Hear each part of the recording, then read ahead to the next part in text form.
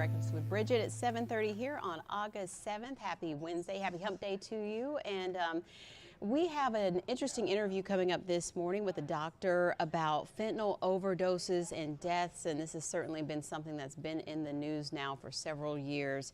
And so we'll take a closer look at what fentanyl is, where it's popping up, and why these overdoses and overdose deaths are happening and why it's spiking. So we'll look at that in a little bit. But first, we want to get a check of that weather, traffic, and a couple of stories. And we'll head over to the Pinpoint Weather Center with Chief Meteorologist Candace Campos.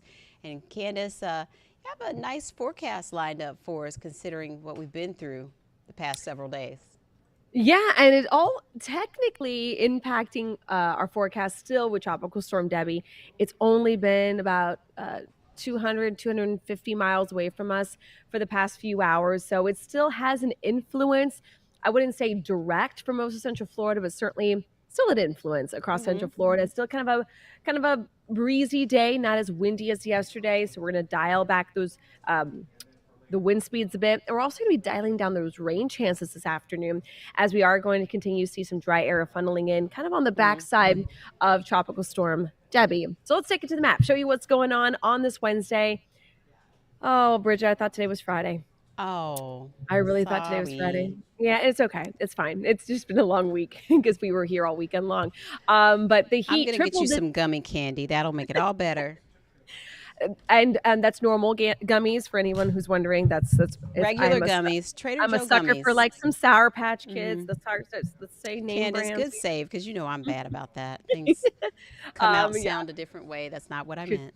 Could you imagine? Someone just has to clip that part, right? Let's talk about those triple-digit heats across Central Florida. No wonder Candace is so peppy all the time. Drier day in the forecast for this afternoon at about a 30%. We are going to see some more storms kind of filtering back in by Thursday, really back to a normal summertime pattern by the time we head into your weekend. We are watching Debbie and a tropical wave right now in the tropics. No big concerns for us here in Central Florida, the other tropical wave. Satellite and radar composites showing that spin still kind of just lingering just off the coast of South Carolina. It looks like it's going to take a kind of a beeline back into South Carolina. Not today, though. Thursday. That's when we're expecting landfall for Tropical Storm Debbie, and then we'll finally start to see the end of that. Sustained winds still at 45 miles per hour. But again, here's that indirect impact from Debbie. You can see that drier air really funneling in nicely across parts of Florida. Now, Central Florida, we're going to be kind of in the middle of the two. Our southern zones could be seeing a little more rain. Our northern zones are still close enough to some of that tropical moisture. So again, although I'm saying drier, I'm not saying bone dry. There's the big difference with that. Clouds and rain forecast does pick up some of those scattered storms. Now, this modeling, the coloring is a little off. So I do want to just show you that all that's not going to be those deep reds. This is more just showing the coverage of rain, really. That's going to be around the lunchtime hour. Some of those scattered showers kind of pinning itself along the coastline. And then there will be the possibility of seeing some leftover scattered storms, or at least scattered showers throughout the overnight across our northern counties. So with that being said, rain chances for today, not extremely high, down to about a 30%. Highs, though, in the meantime, are going to be heating up much farther than what we've been feeling for the past couple of days. We've had that breeze, we've had the rain, the clouds that kept temperatures a bit on the cooler side. But today the feels like temperatures will once again be up to about 103 to 107 potentially. We are watching a tropical wave out in the Caribbean. It looks like it will continue its track towards the Yucatan Peninsula. No big concern for us here in Central Florida, but we are going to continue to get back to more summer setup come Saturday and Sunday and into the first day of school on Monday. As everybody gets back into the routine, it looks like our forecast will be very routine again. Highs in the mid 90s, feeling hot with those storms each and every afternoon. Also adding into the mix potentially early next week will be some of that Saharan dust. It's been taking over a big portion of the tropical Atlantic for the last week or so. So we could get a little dense chunk of that coming into Central Florida come Monday and Tuesday. So could be dealing with some of that impacting our air quality a bit, but also our sunrises and sunsets. Now, does that impact the allergy forecast directly, or we just talk about it? Like, so like, you know, with that scale? It could be. It all depends on kind of what you're more, what your allergies are more agitated to, right? Yeah. So Sometimes it might not be technically allergies, just Hmm. air quality pollution. So folks who are a little more sensitive to kind of air pollution, ozone pollution, things like that, tend to have more issues with Saharan dust, where others who are just dealing with that pollen and Okay. ragweed uh, allergies are a little different in that. I wanted In to that ask aspect. you too before we go really quickly Yeah, about Debbie in terms of where it is for our friends and family up just a little further farther north because yeah. you've talked about it going out and coming back in and Mhm. more rain for the Carolinas. So what's the forecast with that so far? Yeah, I mean, at the end of the day, some of our flood warnings and advisories are also being discontinued. So there is some good news. Unfortunately, though, when you have a tropical system that just sits on top for days at a time, rough surf, there still will be those squall lines that will continue to kind of stream in. You saw with the satellite and radar, it kind of doesn't look as Organized? bulky Okay. with the rain and as Hmm. organized with all that rain, So but we're not still using that enough. term going out, strengthening, and coming back in as a hurricane like some of these other No, stories we've had over the decades. So, okay. no, it's still too close to land. It's the center technically is over the open waters, but we are Hmm. still talking about it still being a little too close. So they're still it's still dealing with a lot of land interaction.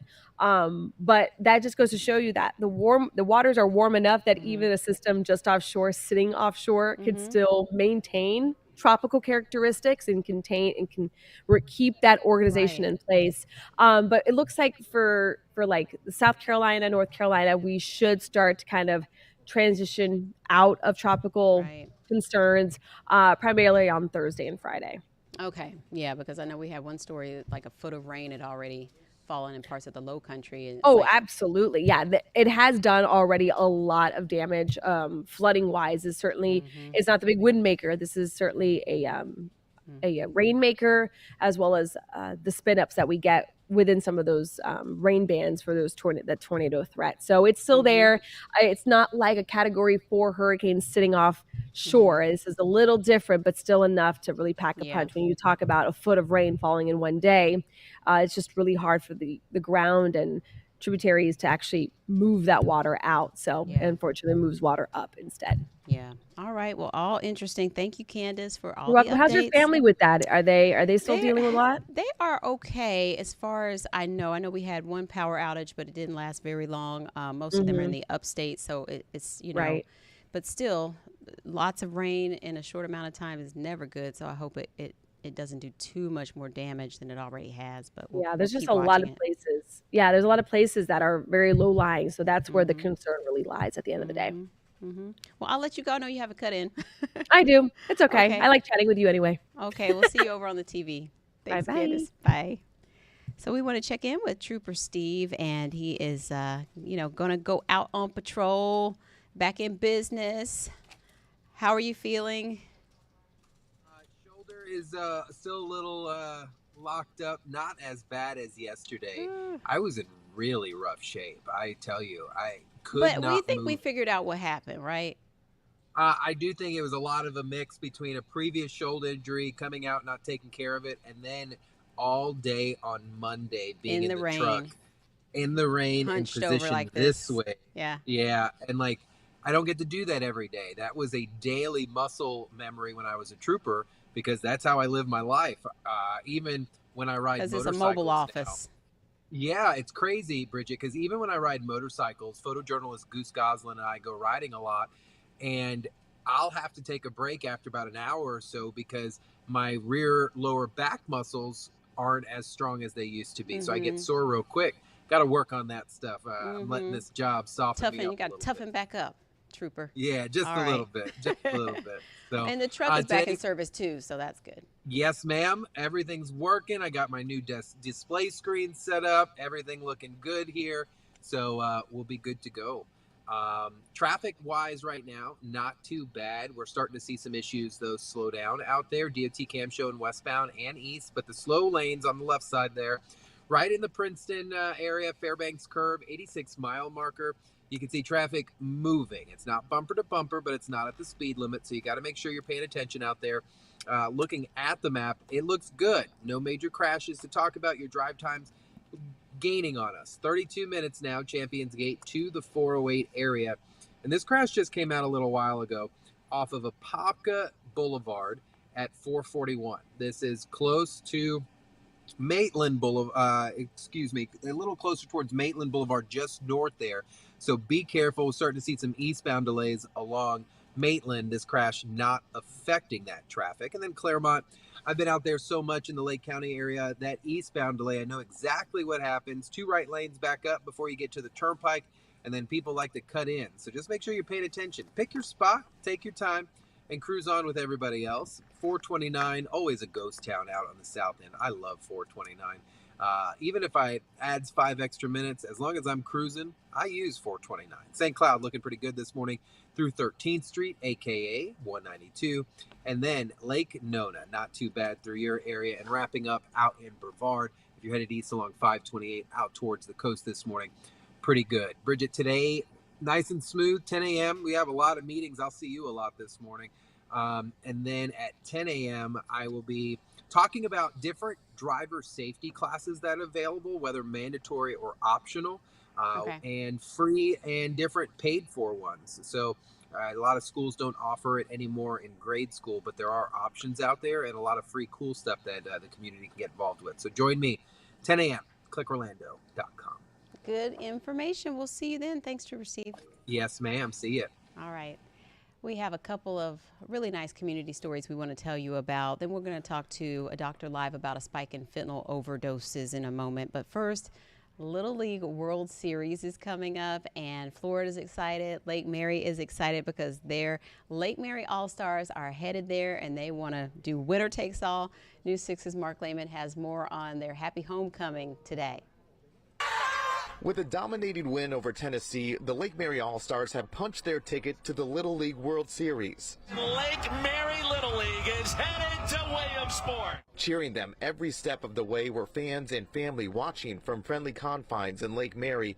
They spoke with News 6's Troy Campbell last night. This team has just been amazing through this whole thing, and they were prepared, and they showed it, in their performances. The team rebounding after falling just 1 win short of Williamsport last year. Head coach Jonathan Anderson says the All-Stars used that as fuel to drive them to victory this time around.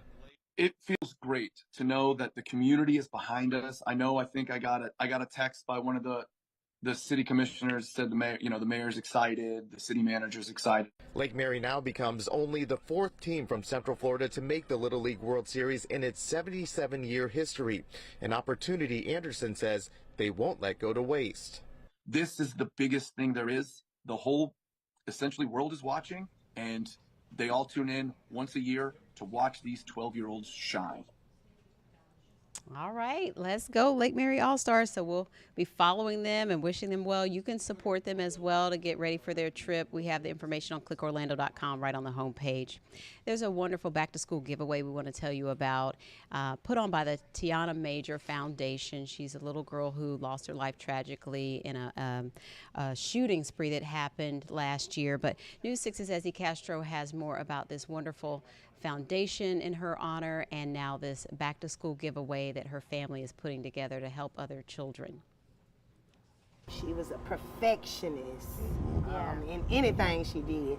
Very jokey. We joked almost every morning coming to school, so she's very jokey. The aunt and uncle of Tiana Major sharing their favorite memories of the little girl who loved school and gymnastics. At this time, she was in the 3rd grade, so she was already on a 5th grade reading level. So when I tell you, she was like a master. Like she would do it. Like her studies came first, and then gymnastics was the love of her life. With the first day of school just days away, Angel Grantley and Dominic Major wanted to get results for students in the Pine Hills community this year. They will be donating book bags and school supplies as part of the Yaya's Dream Foundation, a nonprofit which was created by Tiana's family. What a foundation really is about, continuing her legacy and making sure that the community doesn't forget. She was only 9 years old when she was killed last year during a shooting spree in Pine Hills. She would have been going to the 5th grade this year. To see somebody with this backpack on, and it says, I am Yaya Strong. So meaning I am her. Yeah. I could be her.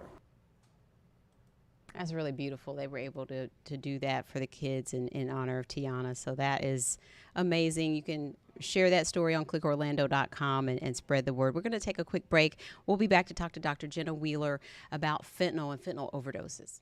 Welcome back. It's 7:47 here on Breakfast with Bridgett on News 6 Plus and clickorlando.com. I have Dr. Jenna Wheeler with me this morning from Arnold Palmer Hospital for Children. And Dr. Wheeler, it's so good to see you again. I know we've talked about so many topics over the years, but today we want to talk about an uptick in fentanyl overdoses. So what are you seeing? Thanks so much for having me. I know when we talk, this is such an important topic that I think a lot of people aren't really aware of. We're starting to see a trend of an increased amount of ingestion of fentanyl younger and younger. Fentanyl has recently become one of the third leading causes of death for kids aged 10 to 19. And I think it's just really important to bring in awareness. And so what's happening in most of these cases? I know it's a variety, but can you sort of give us what the majority are? What was the scenario that's happening here?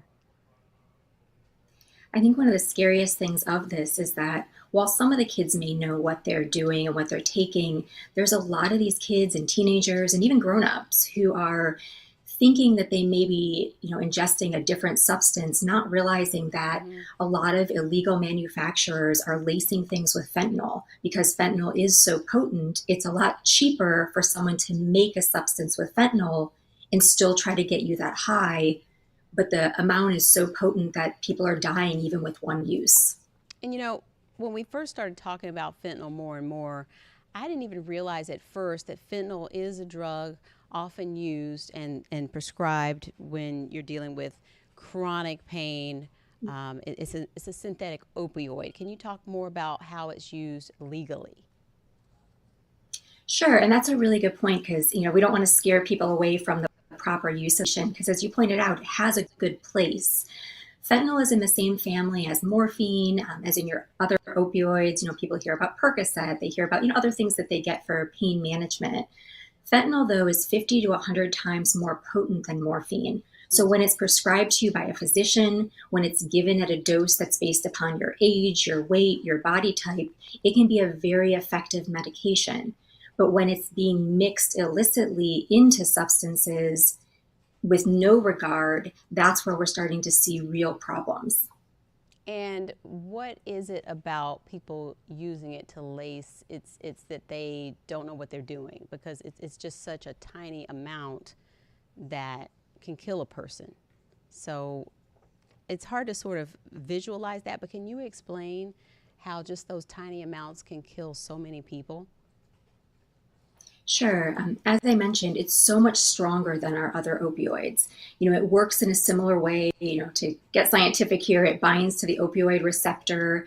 That's how it treats your pain. But fentanyl being so strong, some people say, just to put it in a perspective, as little as, 5 tiny rice grains of fentanyl can be a lethal dose in just a one-time dose. And so when people are mixing that into a compound, they're creating a pill, teenagers, people are getting it online on social media, thinking they may be buying something, to get a high differently. This tiny bit of fentanyl that gets mixed in and compounded, they take it one time and, next thing you know, unfortunately, it's fatal. And so what's happening with all the different types of things that it's being found in? Because you talked about people ordering these like illegal prescription grade drugs that could have anything in them, but it's also found in smoking products. Like, where is it found in illicit drug use? I think that's the problem, is it's showing up everywhere. We've had kids come in who swear that, the only thing they thought they were doing was some marijuana, and they're testing positive for fentanyl, and they're coming in with side effects that show an ingestion and an overdose much more significant than what you would just see with marijuana. Or kids who are abusing ADHD medication. Just to point out, not the ADHD medication that you're getting from pharmacies, but ADHD medication that people are getting online, they're getting illegally. And when they're coming in with overdoses. These pills are being tested. They're being found to have lethal doses of fentanyl in them. And again, that's the scary part, is that there isn't the awareness out there necessarily. Yeah. We've heard in past years about different states having problems, but I think the thing to know now is it's really popping up everywhere. Yeah, and so prevention is key. So what types of language do we want to use around the kids in terms of making sure their awareness is there, and probably the earlier the better, that they understand the dangers and things to look out for and avoid? Definitely. And it's always hard. The bottom line, end of the day, that we should be telling our kids is don't ever use drugs. Don't ever take substances from other people. Don't ever use drugs. And I think it's hard because we do know, though, we're not naive to think that kids are going to experiment. They're going to try things. And so I think going beyond that point of, yes, you shouldn't be doing drugs. You shouldn't be trying to get high. But be careful. If someone's giving you something, where is it coming from? Ask the questions. Say no to things that you don't know, where they got them, or, oh, I got them from a friend, or I got them online. They very, in their mind, innocently could be sharing something with you, not realizing that what they're giving you could be lethal, or what they're about to take themselves, and reminding your friend of, like, hey, that's not a good idea. And just spreading that awareness. And, we don't want kids to be terrified of things. We certainly don't want them to be scared of, doctor prescribed medications, because we're not seeing any problems with medications, that are coming appropriately prescribed through a pharmacy. But when kids are getting things on the side from friends online, they really need to know that there should be some fear there with what we're seeing. Okay. Well, Dr. Wheeler, this is great information. And, as we get ready for back to school and everything, it's a good reminder of one of those topics to touch on with the kids. Definitely want to protect them as well. Is there anything else that we want to mention in terms of getting more information before we go? I think the last point is just never assume your child's too young. Age-based conversations, but we're seeing the rise in overdoses ages 10 to 19.